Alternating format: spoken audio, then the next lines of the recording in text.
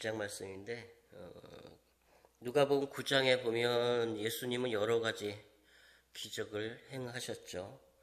유명한 그 오병이어 기적, 5천 명을 먹이시고 12광주리가 남는 기적을 행하셨고, 옷이 변하고 몸이 변하고 또 귀신을 내어 쫓으시고 아이를 고치시고, 그리고 오늘 본문 51절을 보니까 예수님께서 승천하실 기약이 차감해 예루살렘으로 올라가시기로 굳게 결심하셨다고 하셨습니다. 왜 예루살렘으로 가시길 결심하셨나? 승천하실 기약이 다가오기 때문에 그 십자가를 지시기 위해서죠. 예수님이 갈릴리에서 예루살렘으로 올라가려고 사마리아를 거쳐 가시기로 했습니다. 52절 보면은 사자들을 앞서 보내셔서 길을 준비하게 하셨어요. 이 사자라고 하는 것은 상대방에게 전하는 사람입니다. 심부름할 제자들을 사마리아 사람들에게 미리 보내서 예수께서 사마리아 땅을 거쳐 예루살렘으로 가실 뜻을 전하고 그 여행을 위한 그들의 협조를 얻어보라고 하셨다는 말입니다. 근데 53절 보면 그들이 받아들이지 않았다고 그래요. 그 이유는 예수님께서 예루살렘을 향하여 가시기 때문이라는 것입니다.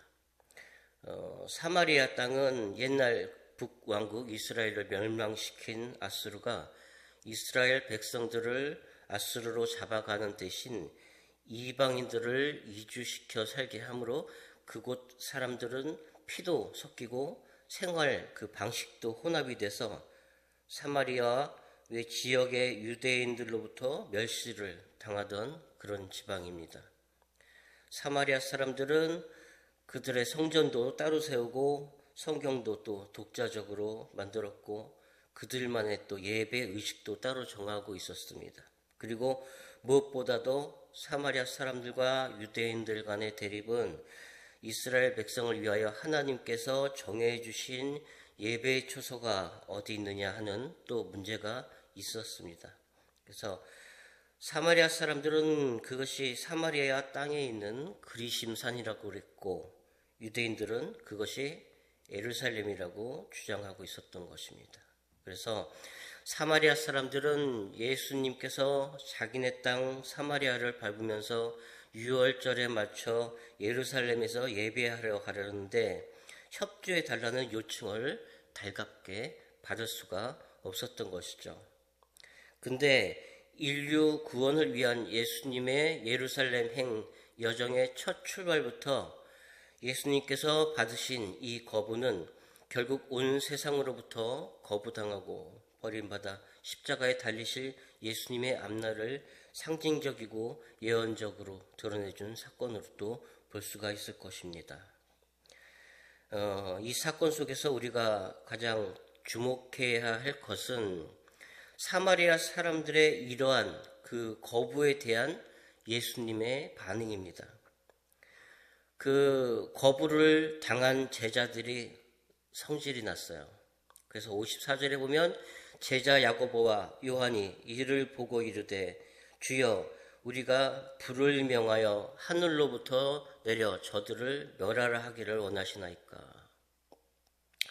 예수님, 하늘에서 불덩이를 내려서 이 사마리아 사람들을 싹 불살라 버리옵소서, 이런 말이죠. 말씀만 하시옵소서 하면서 예수님의 허락을 기다린 것입니다.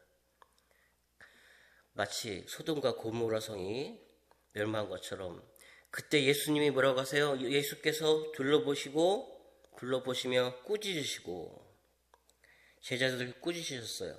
왜 꾸짖으셨을까? 너희들이 어찌해서 마음에 못된 소원을 가지고 있냐겠죠. 하나님의 은혜로 구원도 받고 사명도 받았는데 너희도 의로운 사람이 아닌 존재인데 내가 너희를 의롭다 하고 은혜를 주어서 사명을 받아 일하고 있는 너희가 어찌해서 동료 죄인을 향해서 사마리아 사람들이 불을 내려서 그런 못된 소원을 품느냐라는 것이죠.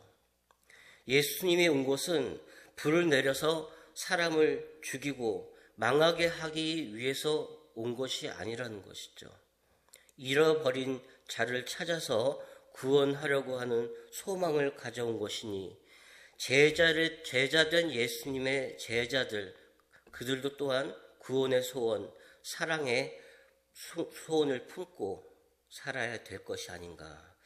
아마 그런 마음으로 꾸짖으신 걸로 보입니다. 우리도 신앙생활을 할 때 어떤 소원을 품는 것이 과연 바른 소원인가? 바른 소원은 또 어떤 것이 되어야 되는가? 제자된 사람의 삶의 우선순위를 분명히 해야 된다는 것이죠. 우선 하나님을 섬기는 일을 우선순위로 둬야 될 것입니다.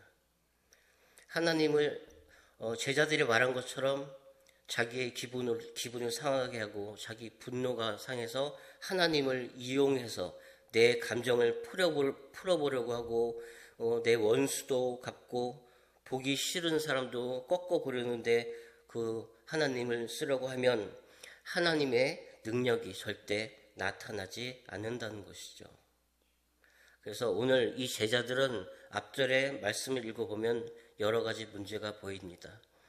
46절을 보면 제자 중에서 누가 크냐 하는 변론이 일어났습니다. 이들은 길을 가면서 12 제자들 중에서 누가 더 크냐 이거죠. 서로 자기를 내가 더 크다라면서 이제 논쟁을 벌이고 있었습니다.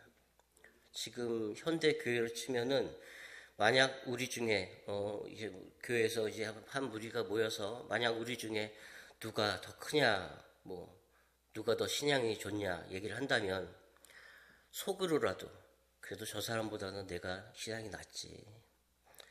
내가 교회에서 얼마나 일을 많이 하고 봉사도 많이 하는데 내가 제일 크지.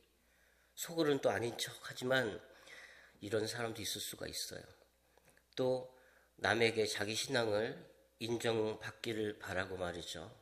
아이고 권사님, 아이고 집사님, 집사님 믿음이 참 좋다고 그런 말 듣기를 원하고 그런 말을 또 들으면은 이렇게 좀 자기가 으쓱해지고 말이죠. 근데 또 제자들처럼 겉으로까지 마음의 소리는 결국엔 또 겉으로 나오기 마련입니다. 자기도 모르게. 그래서 그 마음을 또 겉으로 자기 신앙을 끄집어내서 내가 자랑을 한다면 어떤 사람이 그 무리에 또 끼고 싶어 하겠습니까? 제자들이 지금 그러고 있다는 거예요. 제자들이 서로 자기가 더 크다 그러고 있는 것입니다. 그래서 예수님의 대답은 너희 모든 사람 중에 가장 작은 자가 큰 자니라 라고 말씀하셨어요. 세상 사람들은 자기를 크다고 자랑하는 교만의 말에 때로는 자신감 있어 보여 좋다라고 할지 모르겠지만 예수님은 그렇지 않다라고 말씀하세요. 예수님께서는 진심으로 자신을 가장 작은 자로 여기는 사람, 정말로 진심으로 남을 높게 여기는 사람, 겸손한 사람을 크다고 하십니다. 그래서 성령의 사람은 겸손하고 온유한 인격으로 나타나는 것이죠. 그래서 성령은 인격이다라는 말이 있어요. 그런 사람을 크다고 말씀하시는 분이 예수님이라는 것입니다. 현대 교회에서도 보면 세상에서 내가 선생이었고 교수였고 내가 문학과 과학, 수학을 가르치는 사람이었단 말이야. 그래서 나는 교회 와서도 다 안다고 생각해. 그러나 세상 것 들고 와가지고 교회 안에서 자기를 자랑하면 하나님께 인정받는 것이 아니라 결국 하나님께 혼나는 일밖에 없다는 것이죠. 내가 세상에 살면서 사회에서 무엇을 했던 사람이든 간에 신앙의 시작은 철저하게 내가 죄인임을 고백하고 나는 아무것도 아닌 존재라는 걸 깨닫고 철저하게 회개하고 지금까지 세상에서 사용했던 방법을 다 버리고 내 틀림을 인정을 하고 예수님을 영접해서 새 사람이 되고 성령의 사람이 되어서 내 생각도가 아니라 성령으로 행하는 사람이 되어야 신앙인이 돼가는 것이라는 것이죠. 내가 주인 행세하면, 나를 주장하면 교회에서 싸움밖에 날 것이 없어요. 나는 맞고 너는 틀리고 그런 세상의 방식을 교회 안에서 가져오고, 그러면 그런 사람들끼리 모이면은 끝없이 싸우는 겁니다. 그런 사람들끼리 모이면 끝없이 싸우지만, 다른 사람과 그런 사람이 모이면 한쪽은 계속 이기고 한쪽은 계속 져주길 반복을 하죠. 그렇게 되면은 그 싸우는 사람의 신앙은 자라지가 않습니다. 몸은 80대가 돼가고 몸은 70세가 돼가는데 신앙은 9살에 머물러 있는 그런 것은 정말 큰 교회들의 문제라는 것이죠. 그렇게 자기 고집을 깨지 못해서 교회 안에 남을 휘어잡으려는 사람, 교회 안에 어딜 가나 있습니다. 자기가 살던 세상에 그런 것을 끌고 와서 그 마음으로, 그런 생각으로, 자기의 그런 가치관으로 교회에 적용을 시키면 안 된다는 것이죠. 세상의 법과 하나님의 법은 반대이고, 하나님의 생각과 땅의 생각은 반대이기 때문입니다.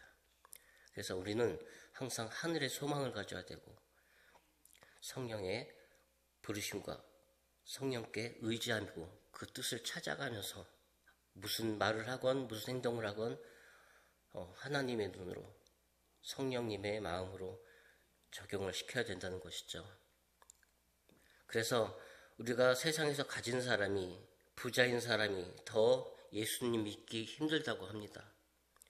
결국에 성경은 많이 배웠지만, 많이 읽고 내용은 많이 파악했을지 몰라도 결국에는 바리새인처럼 고개만 빳빳이 들고 다니는 그런 사람이 된다는 것이죠. 그래서 주 앞에서 낮추라, 그리하면 주께서 너희를 높이시리라 하셨습니다. 결국에는 낮은 자를 들어 쓰시는 하나님이라는 것이죠. 모든 선지자와 봤듯이 다 낮은 자를 하나님께서는 들어 쓰셨습니다. 교회 안에서 그래서 우리도 서로 존중하는 그런 자세가 중요합니다.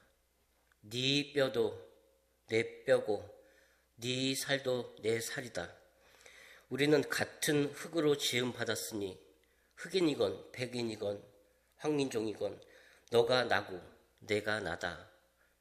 네가 나다. 서로 모양도 생각도 모두가 다르지만 무엇이 옳고 그른 것이 아니라 우리는 결국엔 예수님을 바라보고 천국을 향해, 한 곳을 향해 달려가는 하나의 목표를 가진 우리는 동일한 사람들이니 맞고 틀리고를 따질 것이 아니라 예수님을 바라보고 서로 마음을 합해라. 그래서 우리가 서로 협력해서 선 이루라. 결국에는 복음으로 통일이 돼야 된다는 것이죠. 그것이 하나님이 말하는 협력해서 선을 이루는 방법일 것입니다. 그래서 이런 하나님의 마음으로, 성령님의 마음으로 마음을 합해서 그런 마음으로 신앙생활을 해야 마음을 합할 수 있고 우리가 서로 또 도우면서 신앙생활을 할 수 있다는 것입니다. 사람은 참 교만해지기 쉽습니다. 교만은 신앙의 공동체를 무너뜨리는 그 주된 마음이죠. 지금 현대의 가장 큰 문제는 교만이라고 봅니다. 현대시대 그로 인해서 점점 늘어가는 그 사이비나 그런 단체, 이단, 세상에서도 다툼, 투쟁, 이 모든 것이 교만한 마음에서 나온다는 것입니다. 그리스도인의 마음, 너그럽고 관대한 마음.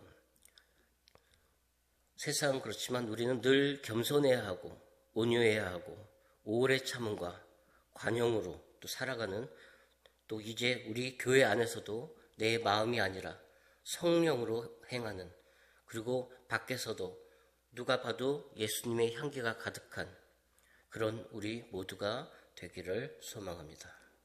기도하겠습니다. 하나님 아버지, 오늘도 이렇게 이른 새벽 나와서